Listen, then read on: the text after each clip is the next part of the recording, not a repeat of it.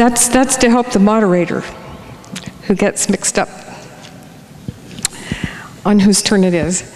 Hello, everybody. My name is Jan Logue, and I'm the moderator tonight for the Candidates Forum for Board of Supervisors District 4, moderated and operated by the local League of Women Voters.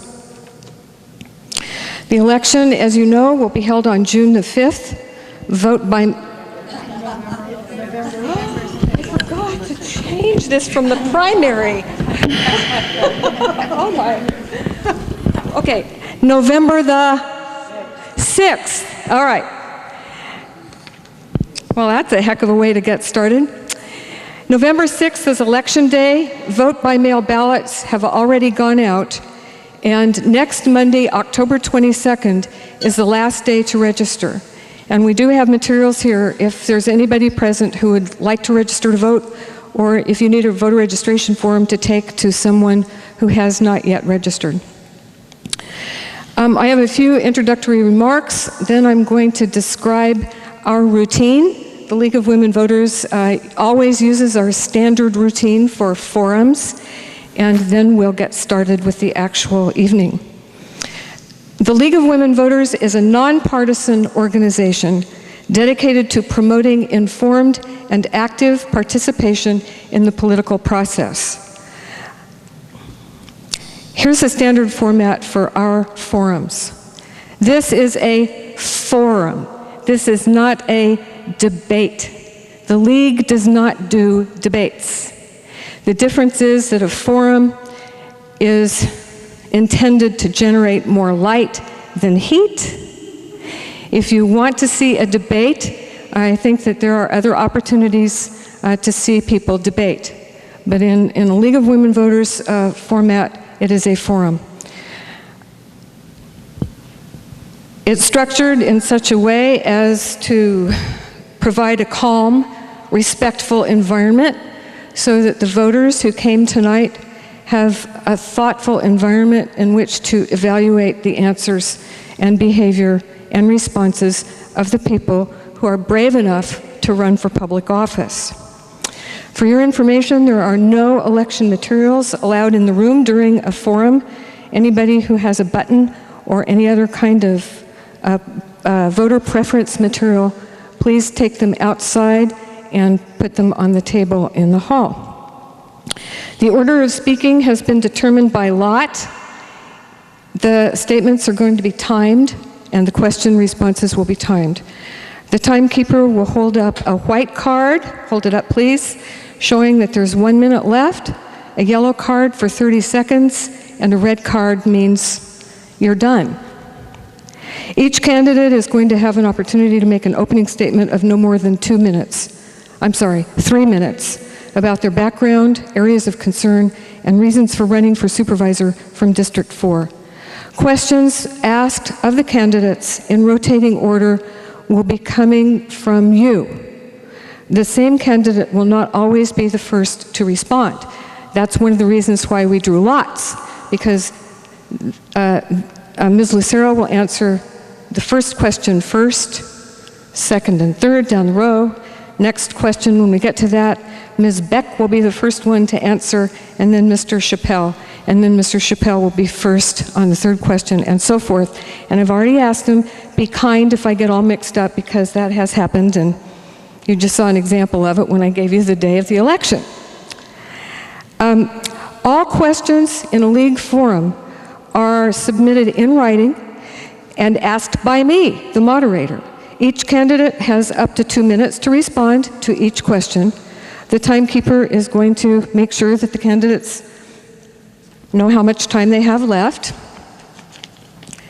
And finally, each candidate will make a closing statement of up to 2 minutes. When you came in, you should have been given a 3x5 card on which to write questions. If you didn't get a card or you'd like another one, just raise your hand and one of our League members will bring one over to you. When you're finished writing your question, hold the card up. One of the League members will pick it up. And please remember, all questions must be written on cards. They may not be shouted out. And if you think of something and you can't stand the wait to write it down, you raise your hand. As soon as I know you have a question, I will have somebody come over and give you a card to write it on. Keeps things a little bit more orderly. Questions that you ask should have to do with Shasta County and the responsibilities of members of the Board of Supervisors. Questions may not be directed to one specific candidate because all the questions that are asked are going to be responded to by all those running for Shasta County Supervisor District 4.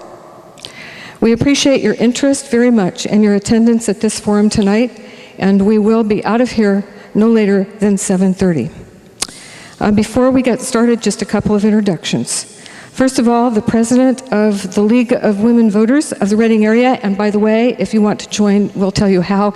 And secondly, we do allow male members. Our president is Janet Terrell, right over there in the green. The timekeepers for this evening are Molly Cole and George Cole, holding up the cards and the time clock. And other helpers are Marlis Barbosa, Alice Bell, Marcia Blomquist, Donna Nelson, Barbara Lapp. If you're a member of the League and you're here tonight, please raise your hand so people can see. Okay, thank you. The candidates for Shasta County Board of Supervisors District 4 are Ms. Dolores Lucero, Ms. Sherry Beck, and Mr. Bill Chappelle. Now we will hear the opening statements of up to 3 minutes from each candidate, beginning with Ms. Lucero.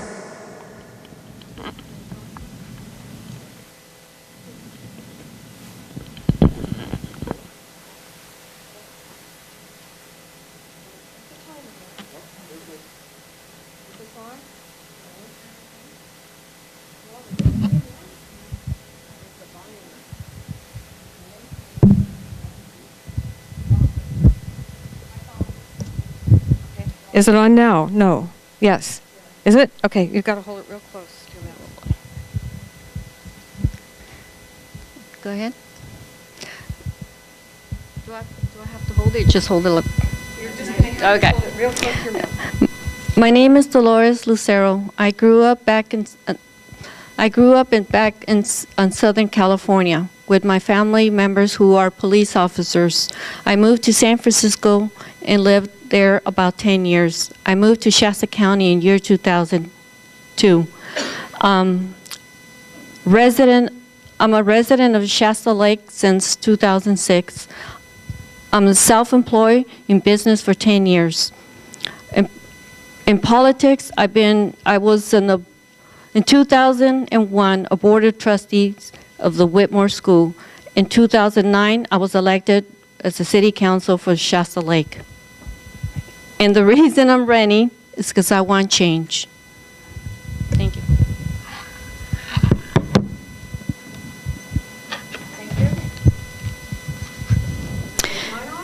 Good evening. Hold on. Okay. Ms. Beck. Yes. That's a signal for the timekeeper, just so you know for the rest of the evening. Oh, okay. Thank you. Good evening. Thank you for showing up. I'm glad that you're interested in finding out who the candidates are, what they stand for, and why they want to run. My name is Sherry Beck. I moved here 36 years ago. We had a business, a full-service steakhouse in Yuba City before we moved up here. And when we came up here, my husband went into the insurance business, and I helped him for a short period of time before I was selected by Senator Ray Johnson. Before that, I worked for Senator Fred Marler, who had been reapportioned out of his district. I have worked for 4 senators. 3 of them have been reapportioned out of their district, and one of them I retired from for state service, legislative service, and I want to clear that up as well. And also, I have worked for Assemblyman Jim Nielsen. These are 28 years of legislative service, not government service. Government service includes the merit system, unions, protection, hiring and firing protection. Under the legislature, you do not have that. I worked under the authority of elected conservative senators and an assemblyman. That was a hire and fire situation. During that period of time, I was an administrative assistant, I was a field rep, and then I ended up being a district director I trained field reps. I trained secretaries who worked under me. I oversaw the casework. I did casework. I did speeches for the elected officials. The biggest one I gave was at the convention center where we had the spotted owl issue. I then, after I retired, I turned to the community college board because my legislators had served on that education committee down there in Sacramento. So I ran, and I ran twice. I was there for 8 years, and when I went off the board, then Assemblyman picked me up and asked me to help him with his election, which I did, and he hired me as an office manager to train his people, which I have done that.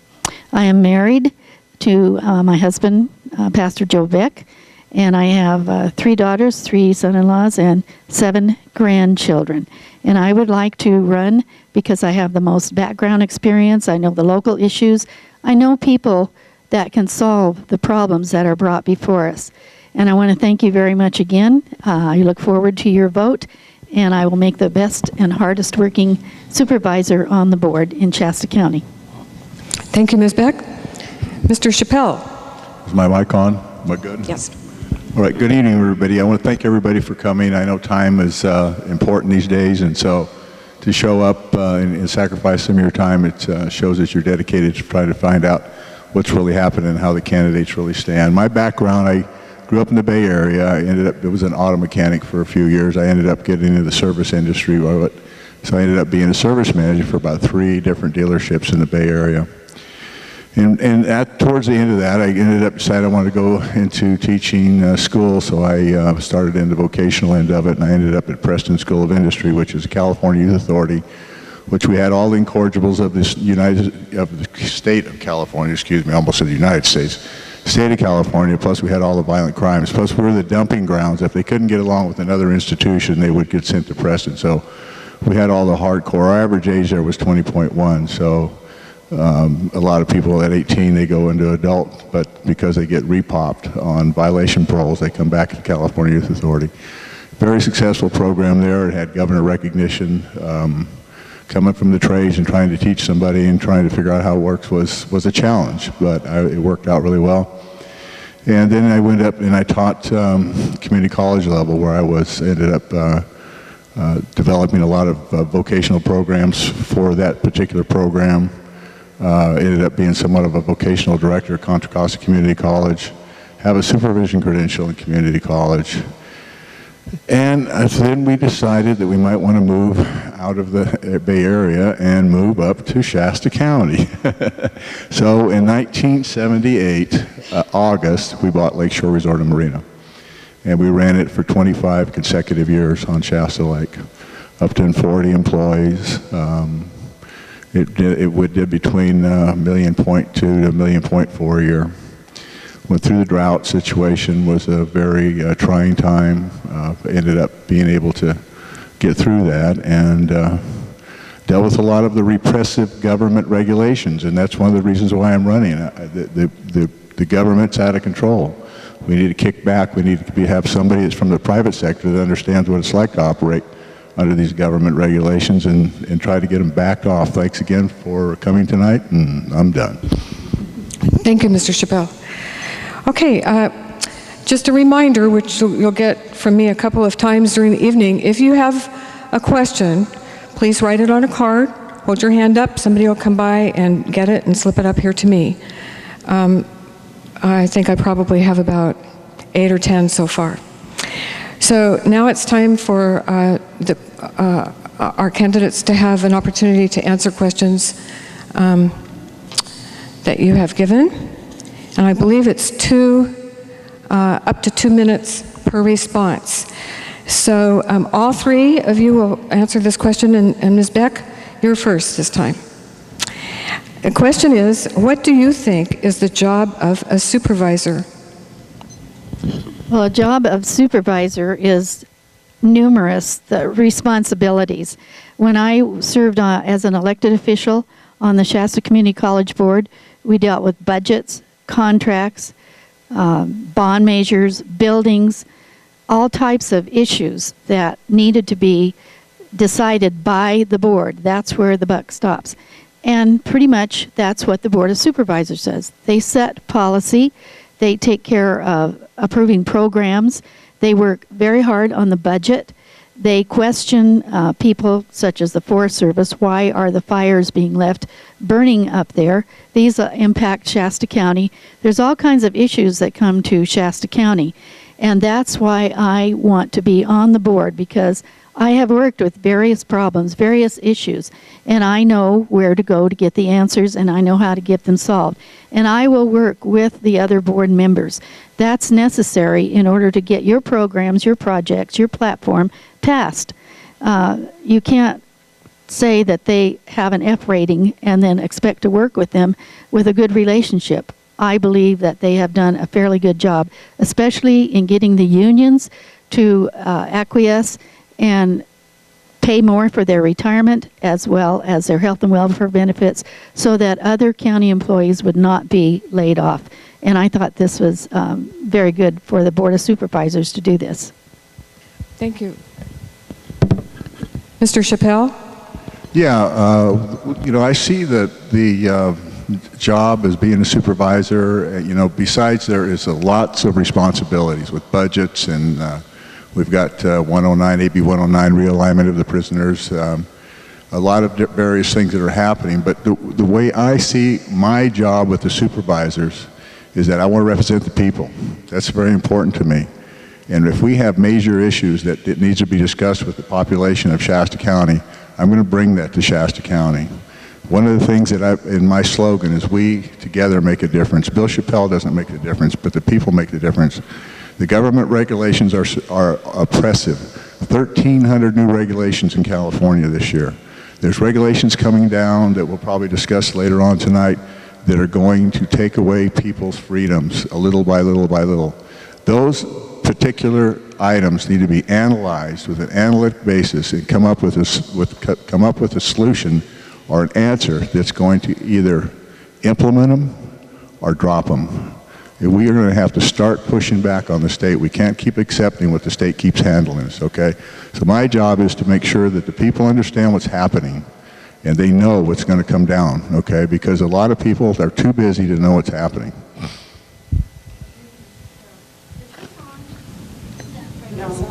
I don't think there is. Oh, my goodness.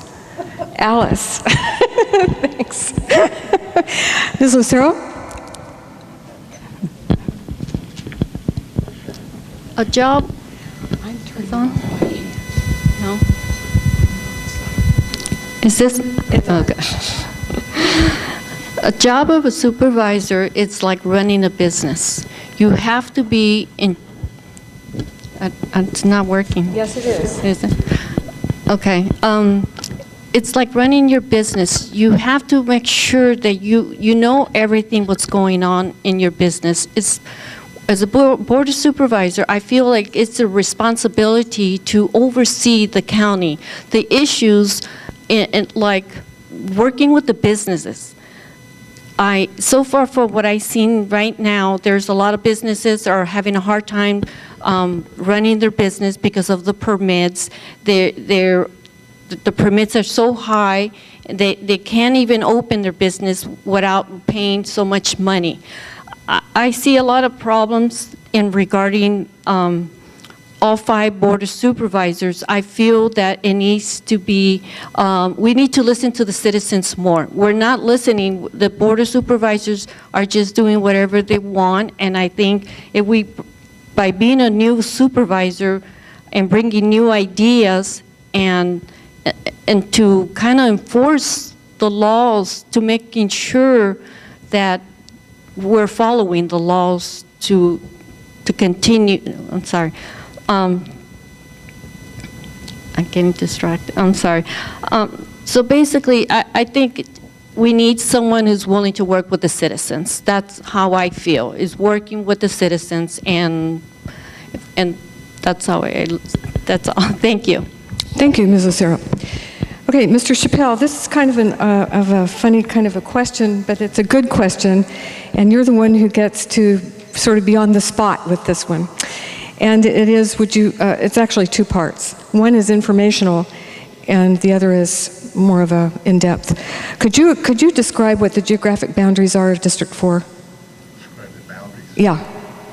What parts of the county does it encompass? Okay, well, District 4 runs all the way up to Siskiyou County, up straight up I-5. It comes down on the west and east side of I-5. Mountain Gate includes Mountain Gate and both sides of the freeway. It doesn't go over to Lake Boulevard. It includes Shasta Lake, it includes Windsor Estates, and at Windsor Estates it switches to the east side of the freeway, where it runs out probably about 2/3 of a mile past Shasta College. And as it comes on down, it ends in 44, but as it comes down, it kind of funnels down. This mic is just weird, whatever. Is it weird? Is it, I feel like it's going up and down. No, can you guys hear me okay then? Because it's. If you hold it in Well, one I am spot. holding it like, I can hold it like that, but it still goes up and down, okay? All right, I'll try this. Okay, thank you. So anyway, it comes down and then it narrows down and it stops at 44. Thank you. And I'm going to ask the timekeepers to start Mr. Chappelle at 0, because everybody isn't going to have to describe the boundaries of District 4. That would not be a good use of our time. So thank you very much for doing that. Now here's the actual more in-depth question.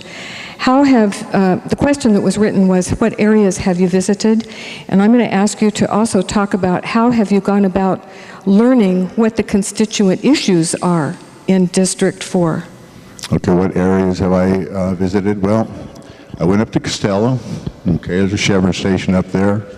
I've been in Lakehead. Of course, that's where I live, so I was around Lakehead quite a bit.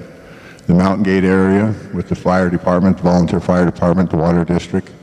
Shasta Lake City with the city council. I've been to those meetings. And that's probably, as far as areas, and then in the Redding area to some degree. And basically, what I try to do is I try to talk to people, being business oriented. I try to see what the problems are. I'm very interested in retaining and establishing businesses the best we can, and asking them what problems they have. The planning department has come up quite a bit. We've got Moody Flats out there in Shasta Lake City. That's come up quite a bit. There's certain areas that they're concerned with, and those are areas that I'm going to call that are visible, because people actually they're going to the planning commission. The people in Shasta Lake City realize there's Moody Flats. There are some, like I said before, there are some government regulations coming down that they're not aware of, and we need to make everybody aware of that. Thank you, Mr. Chappelle. Ms. Lucero? The question? The question is, what areas have you visited, and how have you gone about learning the constituents' issues in District 4? Well, I have to say, honestly, it's been very hard for me to visit a lot of areas, but I took a tour for the Moody Flats. When I was on the council, we took a tour to discuss the Moody Flats. So that, right now, that's kind of like our concern in Shasta Lake. So I really do a lot of research regarding any issues that the citizens have, because my concern is that our city doesn't have a lot of things. We always have to go into Redding to do anything, any shopping, to do to get any cheap gas even, because everything's so expensive. There's no any other stores than what we have. All the buildings are all knocked out. But I do have a concern regarding the Moody Flats, because I know a lot of people, and the citizens are actually concerned, because there was over 200 people who attended the meeting. So I think that's kind of like our priority. My other priority is the water issues. I did some research regarding an issue that came up on Channel 7, August the 16th this year. They were talking about the chromosome 6, and actually there's a couple locations that's located right now. It's in Tehama, Glenn County. I'm sorry, there's a couple other areas in Tehama, Red Bluff, and Butte. So those are kind of things I look into because it will affect a lot of people, especially chromosome 6. And it's been going on since year 2001, and we're just finding out now in Channel 7 News. So that's a big issue because we got water issues. Thank you. Thank you. Ms. Beck? Thank you for asking that question. If you'll ask my husband about my planner, it's black with all kinds of events, meetings, and different appointments that I've had. I decided that, and I want to describe a little bit more of the district because it does take in Gold Hills and Shasta Lake and Tierra Oaks, as well as Lakehead and Costella and Craigview. It starts at Highway 44 and goes out to I-5 and goes past the college, as he mentioned. My concern is learning what businesses are concerned about, learning what the elected officials are concerned about, learning what the people are concerned about. So I've been involved in a lot of different meetings and events, organizations. For instance, the Chamber of Commerce yesterday endorsed me because I have been involved in the Chamber of Commerce. I'm a member. I go to greeters a lot. It's usually twice a week, and I talk to business people there and ask them what their concerns are. I've been up to Moody Flats. I've talked to them and asked them a lot of questions. I've been to the Mountain Gate Community Services District. I'm also on the Shasta Jamboree Committee. I joined that. I've been to the meetings up there for just recently the Shasta Lake State of the City, as well as the Redding State of the City.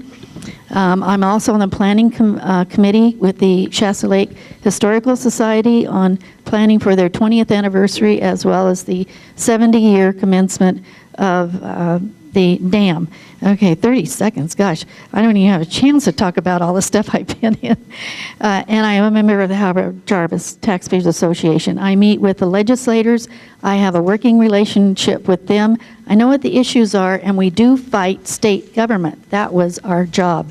And I have been very involved in many of those issues, mostly recently the tax that they're putting on you for fire prevention. It's not fighting fires, it's for fire prevention.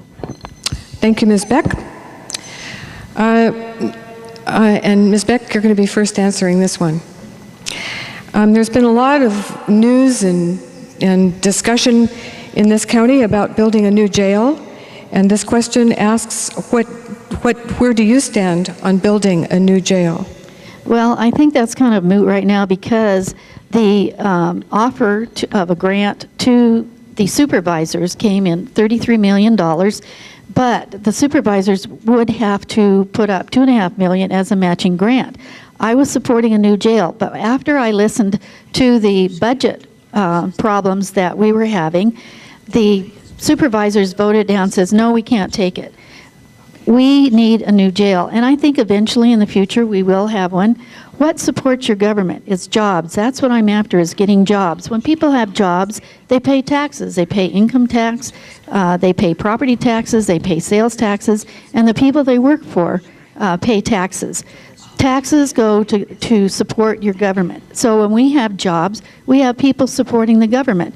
And that puts money into law enforcement as well, especially the sales tax. In AB 172, a certain portion of the sales tax money goes to supporting law enforcement. And I am very much in support of that. I'm supporting Sheriff Basenko. I've met with him and talked to him about the different issues of what do we do with these felons coming back into our county. One, we need to make sure that we still have the budgeted money for the next 2 years that they've promised us. And he is contracting with other counties for jail space, ankle bracelets, work release, and he is negotiating with the state for the fire camps. At least we can put those trusted people up there and teach them a skill to fight fires. Thank you, Ms. Beck. Mr. Chappelle? Yeah, the jail, what happened is we had about a $34–35 million cost to build a jail. And it was going to come in the form of a state grant. My concerns with it, which Tom Basenko agreed with me wholeheartedly, was that if we built the jail, the problem is the $6.2 million to do the maintenance, the ongoing expenses of the jail, staffing and so forth. County didn't have it. And there was sometimes this stuff is loaded with a whole lot of different things, okay? So first of all, if the state says they're going to give you a grant, and they come in and they say, okay, here's $10 million, you guys get started. Now you need to do another cash call, and they say, we don't have the cash, but you've got to finish it. If we don't have the cash to finish it, what do you think is going to happen? It's going to end up being a state penitentiary, okay? So what we have to do is when these kinds of things are presented, we want to make sure that we understand all the ramifications from them. If we couldn't continue with the maintenance with the $6.2 million per year, the state would have taken it over and it would have ended up being a state penitentiary also. So there was other avenues in that. The thing is it would be downtown Redding, and we'd have a state penitentiary in downtown Redding, and I don't think anybody would love that. So I think we're going to need a new jail down the road for sure. But I think actually I'd like to see it maybe not quite in the city of Redding. I realize that there's problems with transporting prisoners back and forth to court, but if we could put it out where some property was, where we could actually expand it when we had the money or whatever we need to do with nice yards and stuff, kind of like a lot of the institutions are, I think that would be a better use of the funds. Thank you, Mr. Chappelle. Ms. Lucero? A new jail. I do agree that we need a new jail, but not downtown. I think downtown will be a bad place to build the jail, to even expand it. It needs to go somewhere else. It needs to be a different location. And then on top of that, if we do build a new jail, I think that, yes, I agree with Bill, what he was talking about, if we do build a new jail, how the state will end up with the jail if we don't come up with the difference. Because I actually attended the Board of Supervisors and the meetings when they were talking about that issue. Having a new jail, I just feel that a new jail would not be good right now. I think we need to wait for a while because the way things are right now, there's no money, and to run a jail is going to take money. And we need to wait at least a year and a half, I think, to see where things are at, because we still have to wait to see what president we're going to be having for in November. I think in years ago, we always had less. And I don't see why we still can't use what we have now to enforce the law, to put those, felonies, back in jail. I mean, you just have to enforce the law. I think it's just, they're saying that we need a new jail, but what's going to happen with the new jail? And if you can't even enforce the law now to put those prisoners back in prison and to keep them there. So but putting a new jail is not going to solve all the problems all the time. Having something new is not going to solve it. You have to go back to where the problem's at and deal with the problem, then move forward. It's like an old car. You have a problem with the car. If you don't fix it, eventually it's going to catch up to you, so you need to fix it before. Thank you, Ms. Lucero. Okay, I told you that if I made any mistakes, somebody would tell me I screwed up, and unfortunately I did screw up, and it was one of the league women who called my attention to it. So I believe when you make a mistake, you fix it as soon as possible. So I'm going to fix it right now. You should have been first on that last question, Ms. Lucero. So you're going to be first on this one. So now we're going to start over again, and I hope that I can keep track. Heaven help us if there were more than 3 people up here. Okay, Ms. Lucero, what is your opinion on how realignment is working in Shasta County, and what ideas do you have to ensure its success? Realignment. Well, it's not working. That's why we're kind of trying to figure out what to do. And I've been, like I said, I've been going to the Board of Supervisors trying to understand where's the problem. And I do understand there were some issues regarding why some things are not happening. It does have to, we always say, well, maybe it's the Board of Supervisors. They need to look into the issue why it's not being enforced. I realize that it's the sheriff's responsibility to to see where is the problem and make those changes. The Board of Supervisors recommend certain issues, how it needs to happen. But the sheriff is the one who has to enforce what the Board of Supervisors recommend to be done. So there's a lot of problems, but we can't fix them overnight, but we need to start changing how it's been done in the past. We need to make new changes. Thank you. Thank you. Ms. Beck? Thank you for asking that question, since public safety is my first priority on my platform. I have spoken with the sheriff, and I think I mentioned before, he's been working in completing the third floor, and it was filled up right away. He has contracts with 4 other counties to use their jail space. These are year contracts. He's using ankle bracelets, work release program, and also negotiating with the state for the fire camps. Also, there is a problem there that I don't think most people realize.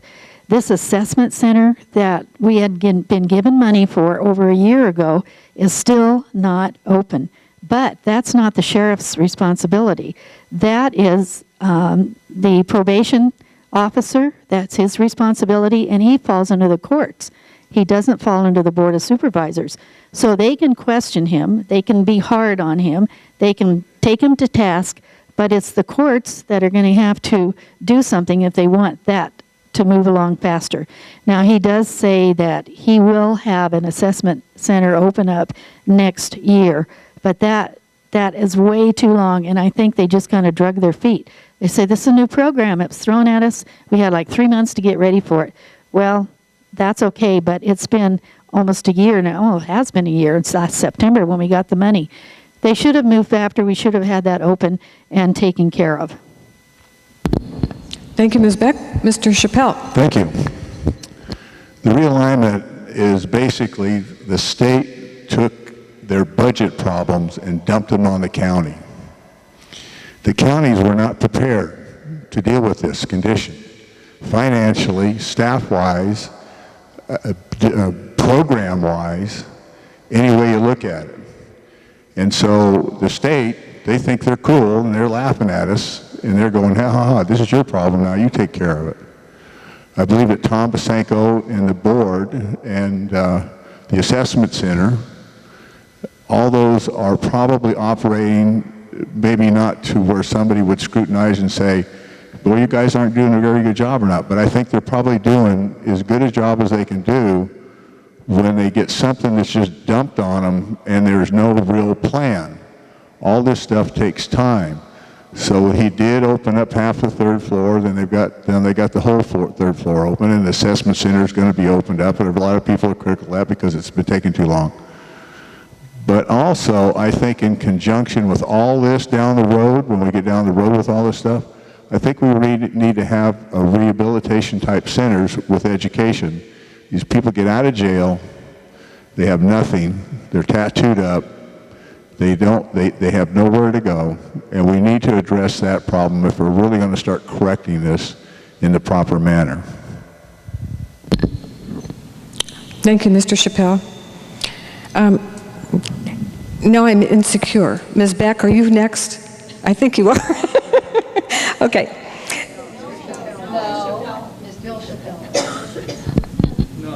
No, I had Ms. Lucero answer first. I was correcting my previous error. Okay, so I think it's Ms. Beck. All right. All right. Ms. Beck, would you please describe your relationship with our veterans, and what will you do to facilitate the opening of the Veterans Home? Thank you very much. Of course, that's in the city of Redding, and they're overseeing that. My military family goes way back to the Union Army in the Civil War. My brother has a drum that my great-great-grandfather played on and also ate on. My husband, who is here tonight, was in the Army. Excuse me, my brother was in the Air Force. My brother-in-law was in the Air Force. My son-in-law was in the Navy for 26 and a half years. My grandson, his son, was in the Air Force. And I have 2 nephews, one in Afghanistan and one in Iraq. So I'm very familiar with the military families and the issues that bother them. I have talked to Bob Dunlap, excuse me, our Veteran Service Officer, and discussed different issues with him. I have supported the Veterans Home. And Assemblyman Jim Nielsen, who I worked for Senator and Assemblyman, was the vice chair of the Assembly Committee, and the governor promised him $10 million for this year to open those homes. What happened? They cut it back to 4. And all you can do is buy furniture and hope that you can get some personnel in there to at least maintain it. I am pushing for that, and I will continue to work with the legislators, lobbying them. I have a good relationship with them to see that our veterans' homes are opened. And I also am working with Bob Dunlap to see that we get some homes for the homeless veterans in this area. Thank you, Ms. Beck. Mr. Chappelle? Thank you. The Veterans Home, you know, as everybody knows, it's built. It's already there. I think it's an atrocity that we don't get it open. It's disrespectful for our veterans that sacrifice so much. My son was in the first Iraq War, B-52, he's got his combat wings. I'm familiar with some of the veterans' needs. I think that is a state issue on budgeting. What can the county supervisors do? They can start putting pressure on the state, and they can bring it to the public that the public needs to really know and really understand the issue, and then bring it out. That's some of the avenues that I want to use. Okay, even though we don't have a lot of influence as supervisors with that budget issue at the state, we can let everybody know how they're being treated, and there's enough vets in the state of California. Believe me, if they got their voice going, we probably get some funding for it soon. Thank you, Mr. Chappelle. Ms. Lucero? The Veterans Home. When I first went to visit the home, it was a beautiful place. It's beautiful, and it's sad that we don't have the funds for that place to be open. And I feel even sad that we have so many veterans out there. They fought for us. They're fighting for us, for our freedom. And we need to fight for them. All the people, not just the Board of Supervisors. We need to figure out how we're going to help them, because they've done so much, and they're still doing a lot of fighting for us. I haven't really got involved too much with the veterans, but I do feel for them. And unfortunately, I've been so involved with other issues, but I would like to see that open. I would like to see the grants. I would like to see the Board of Supervisors do a lot more. Get the citizens involved with trying to do something, to maybe put a petition together and go out there to the state and say, look, this is what we like to see. Open up the Veterans Home. We need to change the way things have been done. We need to think out of the box. Because if we just wait for the state to come to us and tell us, here it is, here's the money. We found the money, now you can open it. Why not do something different? Go out there and start knocking on doors. And that's how I feel about things like this. We shouldn't wait to give to the veterans a new home for them. Thank you. Thank you, Ms. Lucero. Mr. Chappelle, you're first this time. Shasta County has no human rights commission. With the diverse ethnic groups in our county, do you think we need one, and why or why not? In your reference to Human Rights Commission, are you talking about equal rights for different people, or what? I think that there are laws that prescribe equal rights for everyone, but this questioner wants to know if the three of you think that there should be a Human Rights Commission in Shasta County, and explain why or why not.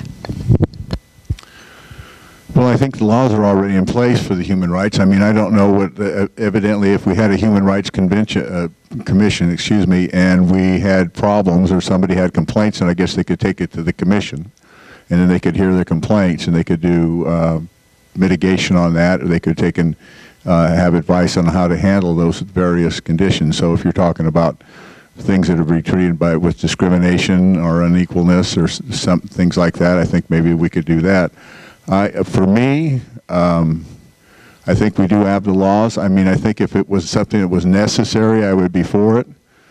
But I see a lot of various government regulations that aren't working in a positive direction, and I'm not exactly, I'd have to buy into that before I would buy into it, because I see the government regulations, they don't work well. We know they don't work well. We've got a broken federal government. We've got a broke state of California. We've got 4 or 5 cities going broke. So I think that when we start putting other layers of government that have to be funded by tax dollars, we have to be careful when we do that. Thank you, Mr. Chappelle. Ms. Lucero?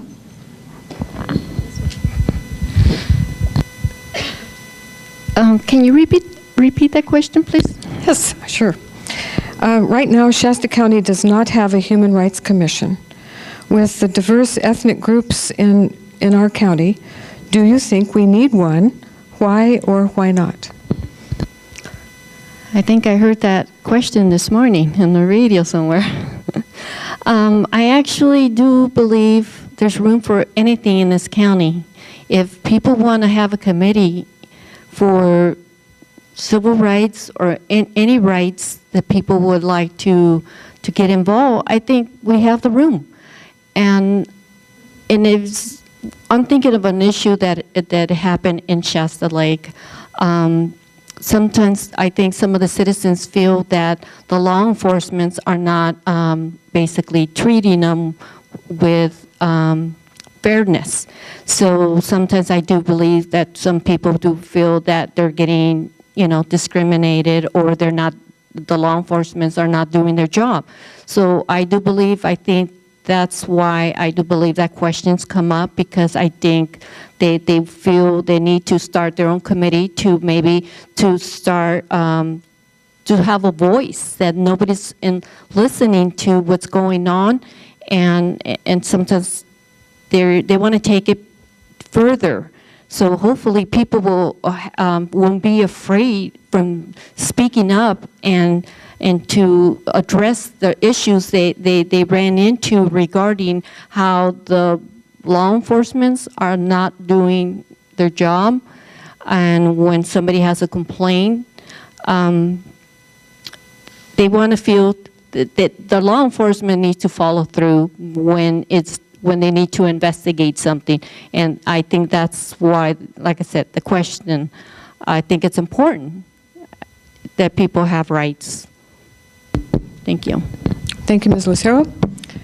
Ms. Beck? Thank you very much. I would like a definition of what the Human Rights Commission would consist of. We don't want another bureaucracy. As a supervisor, certainly those issues can be addressed before the Board of Supervisors. I'm trying to think of some of the ethnic groups that might be impacted by this, and that would be your Native Americans and the NAACP and the Mien community. I'm familiar with all those. I've worked with some of those people, and I would certainly like to explore that. But I don't think we need another unelected bureaucracy. If these people have problems, I would like to see them come to the Board of Supervisors and express their problems and see what we can do about it as a board. Thank you, Ms. Beck. Okay, this question, the first respondent will be Ms. Lucero. How do you feel about the integrated water project?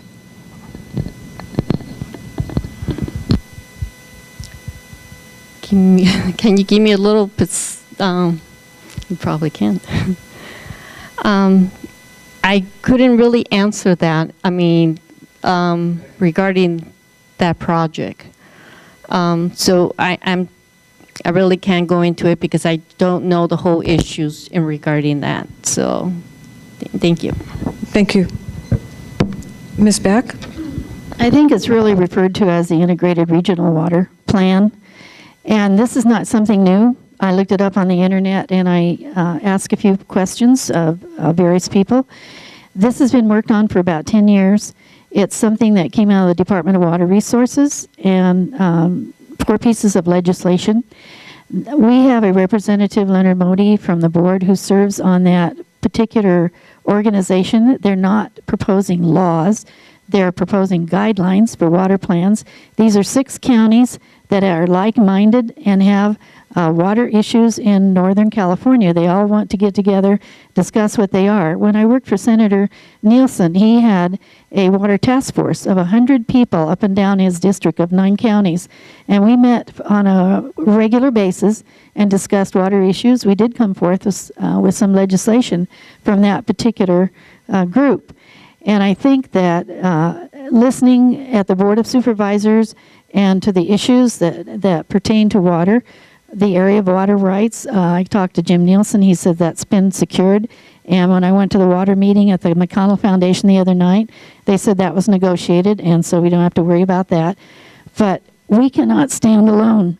Excuse me. We need to join with these other counties of like-mindedness and put together our own water plan, because strength comes in numbers and safety comes in numbers.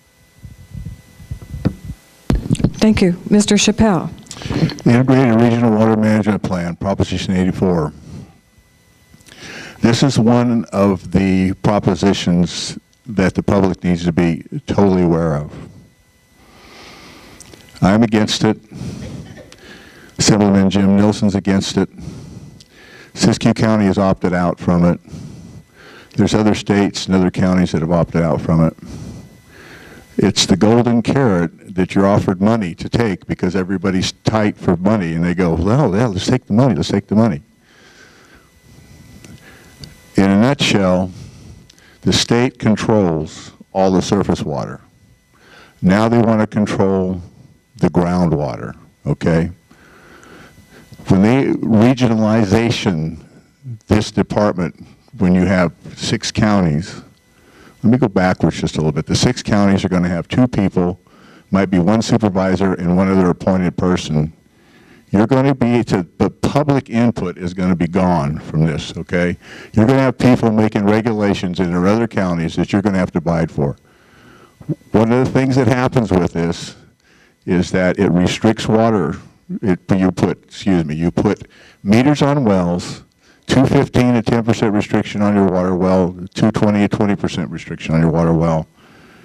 And when this realization, when it was a regionalization, okay, comes in because now you have a region of 6 counties telling you what to do instead of Shasta County being able to take care of their own problems, okay? The freedom is going to go away, okay? It can't exist, all right?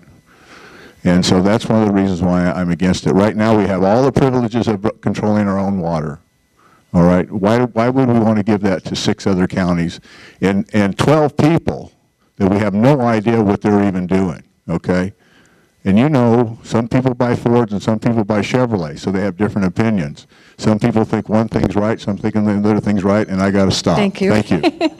And Mr. Chappelle, thank you for being a good sport and actually stopping when the red stop sign went up. I have to give you a pat on the head for that. Okay, the next question, and Ms. Beck, you're first with this one, I think, yep. Are you in favor of the climate action plan that was recently passed by the Board of Supervisors? Why or why not? Climate action plan, yeah. The Climate Action Plan has been developed by the state under AB 32, as most of you probably have read about. This is an onerous plan that Mr. Chappelle has talked about. They had the votes down there in Sacramento to pass that. We really have only like one party running the whole state now whenever they need to pass laws, except for the budget, and they're supposed to have 2/3 vote on that, but we all know what happened to the SRA fee. That's being contested in court by the Howard Jarvis Foundation. This involves green gases and alternate energy. It is going to have a significant impact on all of us, not only in Shasta County, but in the cities as well. We're going to have to develop alternate energy sources like wind and solar. That type of power, which I have read recently is going to cost more than the hydroelectric power that we have now. They say hydroelectric's not renewable. Well, what's rain and snow? I don't know if that's not renewable. I don't know what is.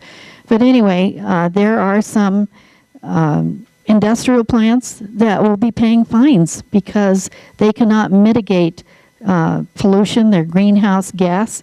And I was told by one company that the biggest global warming that we have comes from homes that are not properly insulated because all that heat goes up through the roof. So we need to really look at this. There's nothing we can do about it now because it's already passed, and the state said, you will do this. So we're going to have to figure out how to deal with this and work with this, and it's going to cost a bunch of money. And I see Carol Martin back there shaking her head, because she knows intimately what this is going to do to Shasta Lake. Thank you, Ms. Beck. Mr. Chappelle? Okay, the Climate Action Plan hasn't been passed by the Board of Supervisors. They've been working on the Integrated Regional Water Management Plan, and that may be where some of the confusion is. If you get into the Integrated Regional Water Management Plan, then the next thing you get to go into is the Climate Action Plan. The Climate Action Plan is more repressive laws. It restricts, because of the carbon, okay, the CO gases, the greenhouse gases, they're going to restrict driving. If you live rural, 74 miles per family per day, and if you live in the city, 34 miles per family per day.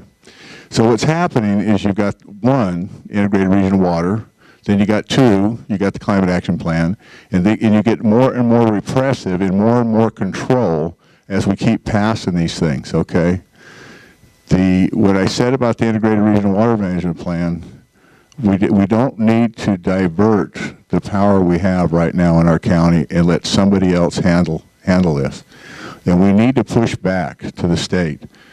Green energy isn't working. Ask Obama, okay? All of his little solar stuff has gone out, okay? His solar panels have gone out. Another company just went out, so they're trying to get somebody over in Europe to buy them. Wind does not work. The unit per energy, 58 cents for fossil fuel, $58 for wind and solar, okay? Economically, it's not working. It can't work right now. Maybe down the road when we can develop technology that will make it more durable and more viable and more affordable, we can do it. But at this point, it doesn't work, okay? So this is some of these are the issues. I'm getting ready to get the stop card here. These are some of the issues that are very important. I mean, I'm serious about this now to the citizens of Shasta County. And you need to have a supervisor, and you need to have somebody in position that's going to make the proper decisions for you guys, because understanding this stuff isn't easy. And you're not going to have time to study this stuff and everything else. You're going to have to put the confidence in somebody that's going to actually study it. Thank you. And go forward. Thank you. Ms. Lucero? Well, I have to agree with Bill, and he's right. It's going to take somebody really to understand the issues. So I would say that I still learning in regarding that issue. So I will have to say, well, I recommend Bill for that issue and to deal with, and I hope he gets elected. So thank you. Thank you, Ms. Lucero. Mr. Chappelle, your first time? Pardon? Were you first last time? No. No, you're first now. Yes, thank you. Okay. See, now I've completely lost confidence. What is your opinion? Some of these questions you sort of touched on them earlier, but I'm going to ask them anyway so you can more fully develop. What is your opinion of regional cooperation with neighboring counties with regard to water issues, air pollution, etc.? With neighboring counties? Okay, so what I'd like to do first is see us to devise our system, okay, what we want to do, all right? And in regards to that, I'd like to see a county development plan so we don't have the disaster we had at Hawkins Development that cost the private entity a lot of money to come in and try and put a shopping mall in. I think we need to designate areas where we want those types of industries and improvements put in areas. It can be a living plan that can change. If we get our plan in place, then if we want to cooperate with another county, that's fine, but we don't want to go to the other county and then have them dictate back to us what our policies are going to be, okay? If we are just looking for brainstorming ideas on how to resolve problems that are apparently dual problems with 2 counties or 3 or 4 counties, then let's put some heads together and see if we can solve them. But let's not integrate ourselves with additional counties so it creates additional problems. What I've always said, let's take our country back, 1 county at a time, and let's start with Shasta County. Thank you. Ms. Lucero? Well, I'm going to have to recommend Bill to speak on that issue again.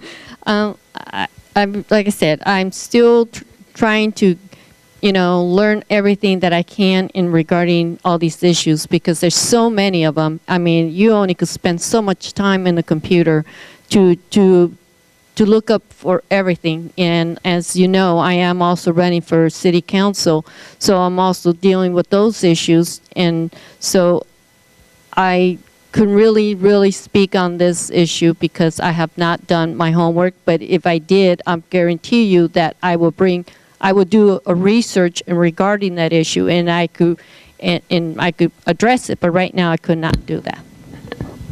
Thank you. Ms. Beck?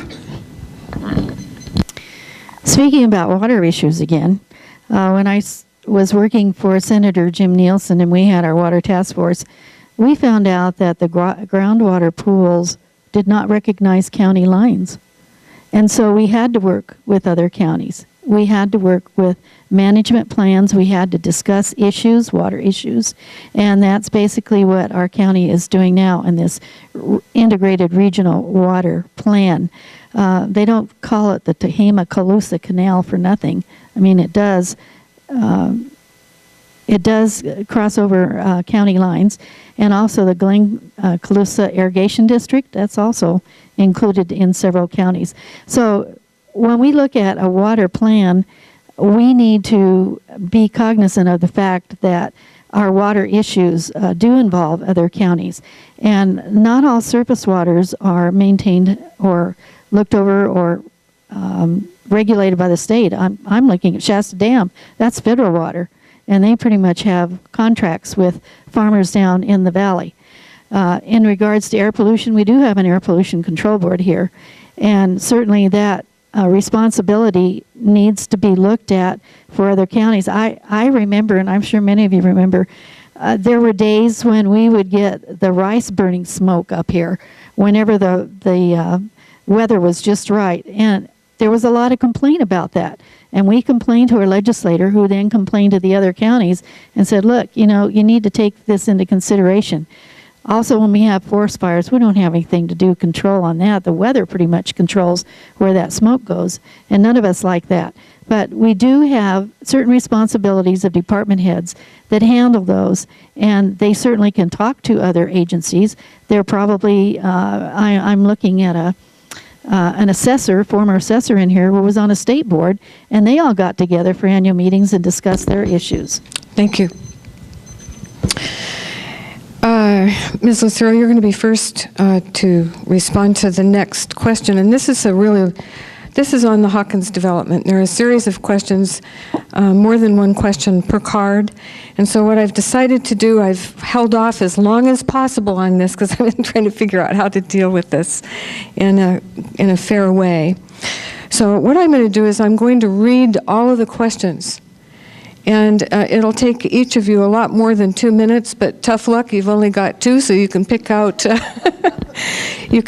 how you're going to respond, because they are somewhat repetitive, but not completely, okay? And don't ask me to interpret, because these are coming from the audience. And I do want to thank everybody for the excellent questions that you've given me tonight. I only have just these on Hawkins, and then a couple more. So if you have anything that you would like responded to, you better get it up here quick. We need to stop in time to have the 6 total minutes of closing statements. All right. Given that the voters of Shasta County overwhelmingly rejected a unanimous decision by the supervisors to rezone parts of Churn Creek Bottom to allow for a large retail commercial development. What ideas do you have for that area?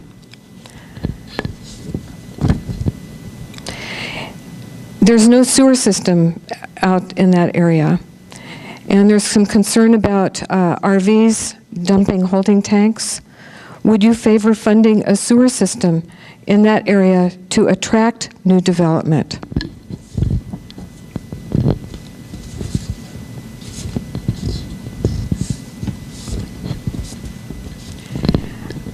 And if the county succeeds in resolving the conflict over the Caltrans lawsuit regarding the EIR and traffic study, and Hawkins Development submits another mall proposal on a smaller scale, would you support a conversion of the existing ag land to commercial zoning and a mall on that corner of Knighton Road and Churn Creek Road?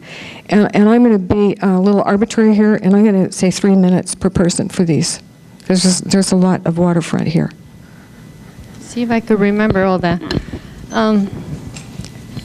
Well, the first thing comes to mind first is regarding how can you move forward if you have a lawsuit going on. If any of us here got elected, let's say I'm speaking for myself. If I got elected, I will have concerns regarding the lawsuit because to me, I have to know exactly what's going on with the lawsuit to even get involved, and I will have to go back to square one to see the whole issues before I even recommend or even start thinking of what business we could bring into Shasta County.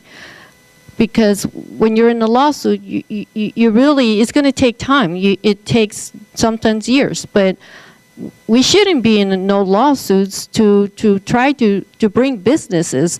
And I think that's what the problem is here, that we have so many lawsuits when things don't go the way the board of supervisors sometimes, when they don't agree. And I think we're spending so much money from the taxpayers and to address these issues when it could be addressed in a different way. So I will have to say that I will go back to the lawsuit before I could even move forward. So for me to even answer anything, I couldn't do that without looking into the whole lawsuit documentation. So, thank you. Thank you. Ms. Beck? Well, first of all, if people would look into the general plan, the general plan's goal is to have commercial development along I-5. So there wouldn't be no conversion to zoning. It's already zoned that way. Also, we need to consider private property rights, business rights. I know a certain person has mentioned that we need that. People own that property down there. They have property rights. Can they do what they want with their property? Also, business rights. We talk about, do they want to put a business in there? They should have the opportunity to do that. That's what America's all about, is developing your own business if you want to get ahead like that. In regards to the traffic issues, I did investigate that and found out that there was a lot of misleading information put out about that. Unlike Oasis Road, where the taxpayers in the city of Redding are paying for that improvement up there, the development company was paying for all the mitigation. That was their money. And they were putting in septic tanks. They were providing for the waste as well as flood control and storm drain off, dumping RVs up there into a septic or a sewer. What is Churn Creek Bottom? Do they not have septic tanks? What do they have out there? So I'm a little concerned about that. Yes, you will know that I did support that particular shopping center. It was not a mall. It was going to have a lot of different things that a mall does not have, mainly because it was supposed to have 1,400 permanent jobs, which we need very badly in this county. Also, it would have 500 construction jobs, which would really have stimulated our construction industry. It would have lots of sales tax, which would go to law enforcement, which we need as well. The people have spoken. They said, no, that's water under the bridge. So what are we going to look at in the future? I think that because a goal of the general plan is to have economic development in the form of commercial development along there, that sometime in the future that will develop. Now, one of the big donors against that was the gentleman that has a development ready to go down in Anderson along I-5. And he put a lot of money into defeating Measure A. So, you know, where does his motivation and his interests lie? Thank you, Ms. Beck. Mr. Chappelle? Okay, the first issue was what use, okay? This is one of the reasons why I said earlier that we really have to study what's happening before the board and make sure that they don't move in a very hesitant way and not really get really what the true picture is, okay? As Sherry said, she's for it. The board was for it, 5-0. I was against it. And I was against it because of the traffic problem.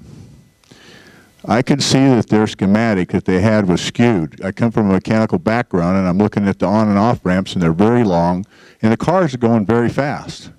In fact, someone said they're moving 65 miles an hour, okay? But in order to have an entrance and an exit in that type of an area, remember that was coming right out across the street from the Knighton Road truck stop, you should have 3/4 of a mile before you get to a traffic overpass, okay? That allows the traffic to adjust for lanes plus the trucks, so if they're going northbound, southbound, they can get in the proper lane and the traffic can flow. That particular area is less than 1/8 of a mile before it hits the overpass, okay? That's just really a little too short.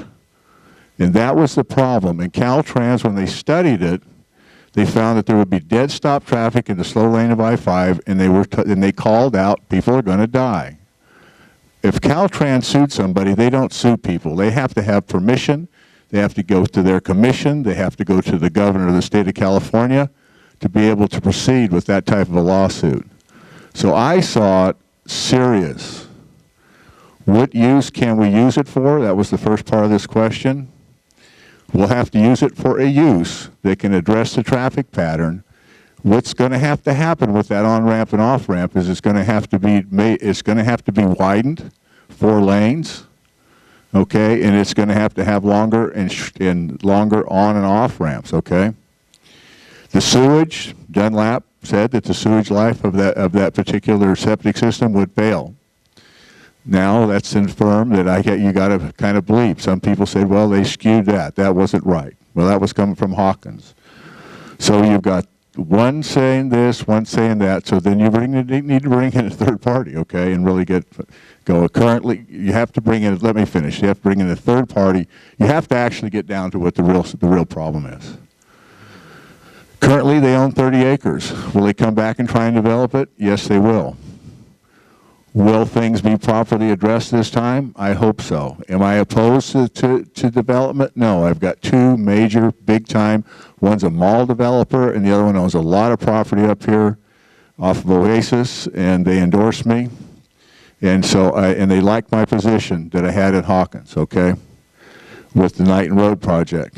I'm not against it, but we have to do. Thank you. Properly. We have to develop it properly. Thank you.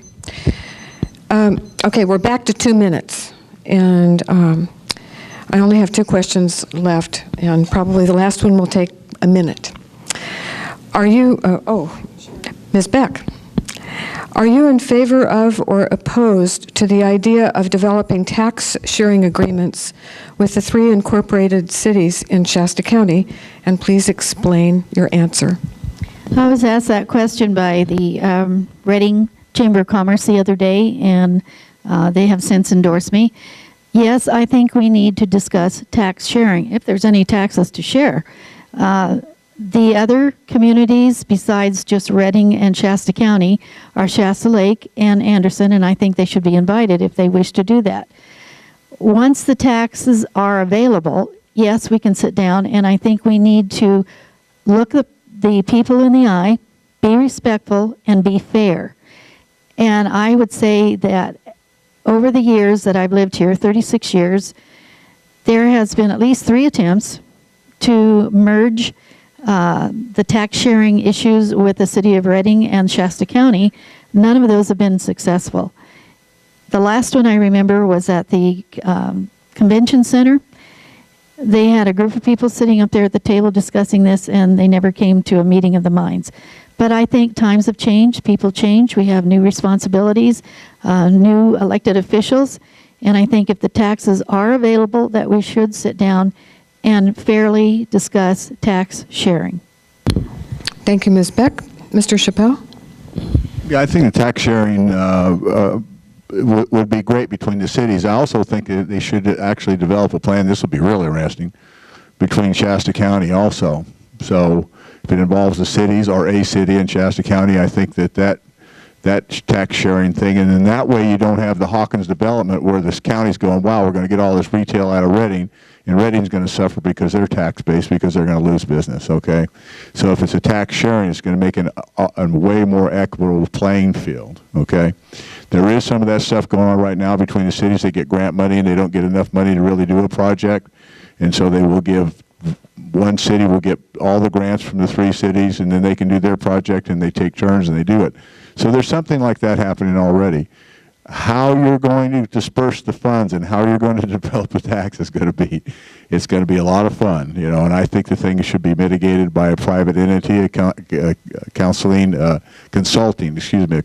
firm that actually could come up with a formula where that could happen, because believe me, everybody's going to want their bigger piece of the pie. But I would be for that, because it actually is an equitable share of everybody, and I think that way it doesn't take somebody and cut them short and let the other person profit. I don't believe that's a fair situation or a fair solution to a problem. I think we need to, if it would be fair with that tax sharing, also include the county. Thank you, Mr. Chappelle. Ms. Lucero? Sharing. Well, when we talk about money, we all know sometimes a lot of people, when it comes to sharing money, is very hard because there's not much left anymore. But I think it would be a great idea. I think it's time for the cities to come together and start working together, because that's the only choice I see that we have now. I think it would be great if we got the community involved, and also to see their ideas, how it could be, maybe put a committee, a forum, you know, where they could discuss the issues and how it could put together, because it's their money, it's their taxpayers' money. So I think they should have an input. Always involve the citizens, because the money comes from the citizens. So I think it's time we start thinking about helping one another in the cities to come together, and because I think times are going to get worse. If we don't start thinking now, I hate to see for us to start thinking to come with a solution when it's too late. So I think it would be a great idea. I would be for it. Thank you, Ms. Lucero. Okay, this last one, if you could just take about a minute to respond. And Mr. Chappelle, you're first. What community organizations other than elected offices have you participated in? Community organizations that I've participated in through since I've been here since 1978. Most of my community organizations, I was from the Ed Canyon Union School. I was on the school board up there, and also I was real instrumental with the Resort Owners Association. I was president twice of the Resort Owners Association. I also was probably the committee of one. I don't remember anybody else being on the committee with trying to resolve and trying to get some more equitable water rights with Shasta Lake, with the use of it, and also with the use of the water and how it's being used. That was a very interesting. I was down at Sacramento several times, and to different entities. I don't have enough time to go into it. That's why I'm stumbling around here, because there's so much. That's a wide variety of things. But that one I had bookloads of information on and everything, and I believe that we could have help Shasta Lake out a little better than we did. Thank you. Ms. Lucero?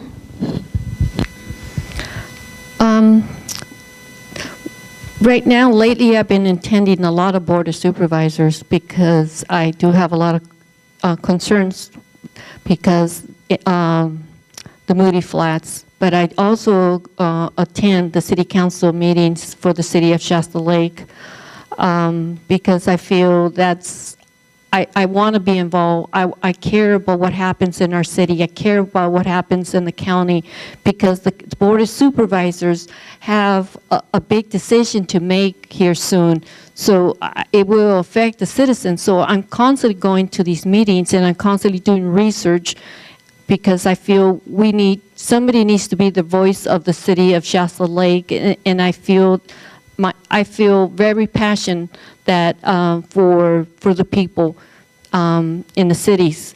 And I want to continue attending Board of Supervisors. I want to continue to attend other meetings if I can, and regarding also the water, but my time's up. Thank you. And thanks to you, too, for abiding by the red stop sign. Ms. Beck? Yes, thank you very much. I am a member of the Redding Chamber of Commerce, and as I mentioned before, I go to a lot of the greeters meetings, talking to business people. I go to a lot of the events. I've been to a lot of fundraising events lately. Make-A-Wish was one of the last ones that I went to. I also attend regularly the Board of Supervisors meetings. When I have questions, I inquire of the various board members that have put forth different opinions and issues, and I ask them to respond. I am on the, I've joined the Shasta Jamboree. I'm a member, and I worked on a fundraiser they recently had. I'm a member of the American Legion number 197, where we take care of our veterans. I am a member of Redding Republican Women, and I was the president in 2001, and I was the Woman of the Year in 2006. I'm working with the Shasta Lake Historical Society, as I mentioned, on their planning sessions for their 20th year anniversary, as well as the 70th anniversary for the dam. And I am the bereavement coordinator at my church. Thank you, Ms. Beck. And thanks to you, too. All right, there were a couple more questions that had to do with your top priorities if you're elected, and why are you running for this office. But it is now time for you to take 2 minutes each for your closing statements, and I'm assuming that those thoughts will be most likely in your closing statement. So you can say whatever you want, but I think that those questions will probably be part of it. So Ms. Lucero, you can go first, 2 minutes. Can you repeat the first one? You have a closing statement, and you can say anything that you want. Ooh, I like that. Thank you. Okay. This election is the most important election because this position is a 4-year term. Do you want change? We, the people in Shasta County, can make that change by electing a strong leader who will represent you and will fight for you. Now is the time to make that change by not electing Sherry Beck. I highly recommend vote for Bill Chappelle.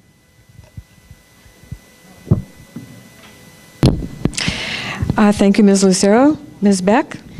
Thank you very much. I think I've already expressed in my opening statement the experience that I've had in working for the legislature. We fought state government, and I worked for some very conservative legislators who fought state government, voted against a lot of these onerous regulations that Mr. Chappelle has referred to. I was also elected board member already for 8 years out at the Shasta Community College. I've had experience dealing with all the responsibilities that an elected official has, and that includes your budget, your negotiations, buildings, programs, projects, all types of issues that we have had. I have the broadest experience and the best background to serve you as a Shasta County supervisor, and I believe that with my experience and my integrity and not taking funds from a person in our county who has lawsuits against our county. Thank you very much. I believe that I will be working very hard for you. I know how to solve problems. I have contacts in local, state, and federal government. And if you have an issue or a problem, you can bring it to me. My door will be open, and I will help you get that problem resolved. Thank you. Thank you, Ms. Beck. Mr. Chappelle? Yeah, in closing, there's there's two distinct differences between me and my opponent, and she's had 25 years working under the legislature with the government regulations and so forth, and I've had 25 years in the private sector. I know she feels that the state can resolve our problems, and I feel the state is our problem. They passed 1,300 new regulations last year. I don't know how they're going to implement and or even regulate them. I mean, it's totally out of hand. I've been a part and an active participant in the Fourth community in the district, and I have a kind of a unique understanding of the problems. I think it's time for a fresh approach with somebody that's actually got extensive private sector business experience. It's going to be a different look. Okay, I think that if I get elected, the biggest thing that I want to do is I want to represent you, the voter. That's where I'm at. I want to take this country back one county at a time. I think what needs to happen is what I was trying to get across tonight is that the public servant needs to be put back into the government official. They used to be that when they first started off, and they're not anymore. And they become incoherent to the public needs, and they just take care of their own positions. I want everybody to understand that you are my concerns, and my campaign slogan is "We together make a difference," and that is something that I mean. And when I talked about trying to put groups together, if we need to push back and fight back on stuff, that's what my intentions are. Bill Chappelle's not going to be able to do it by himself. But with a group, organized, and we have to take bus loads down to Sacramento, we need to push back, because if we don't, we're going to lose our freedoms. And we've already seen it with the Integrated Regional Water Management Plan coming in right now, and we're going to have another plan and another plan. Thank you. Thank you. Before we conclude tonight, I just want to thank the audience. You guys have asked very good questions. It's been a typical League of Women Voters experience, very respectful, and people have really been listening.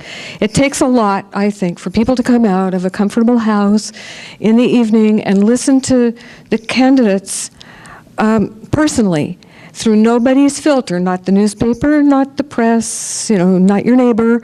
You're here because you want to hear for your own very self what these folks have to say. So thank you very much for coming. And I also want to thank the candidates who've been very respectful, and I know it takes a lot of time and effort to prepare yourselves on all of these issues, and it's a hard job just running for office, much less being elected. So thank you also for abiding by our kind of strict rules very much. I would like also to make sure that you guys know that we have an Easy Voter. This is published. It's free of charge from the League of Women Voters. It comes out every election time. There's a handful of them on the wall when you leave. It has information on the upcoming election that I think many of you will find very interesting, and it's all pertinent. So thank you from the League. We're having another one of these tomorrow evening. It is Candidates Forum for the Redding City Council. That one is at 6:30. Thank you again. Good night.